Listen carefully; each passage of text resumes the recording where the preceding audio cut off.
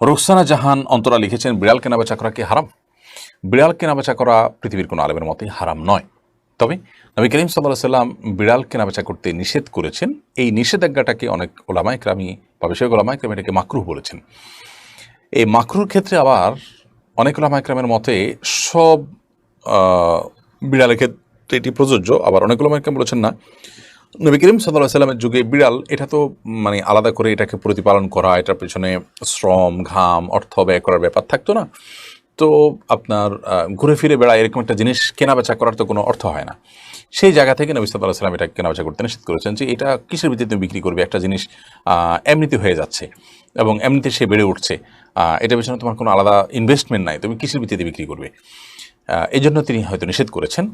তবে বর্তমানে যে সমস্ত বিড়াল বিদেশি বিড়াল পাওয়া যায়, প্রশিক্ষণ দিতে হয়, সেগুলোর জন্য ভ্যাকসিন, খাবার দাবার,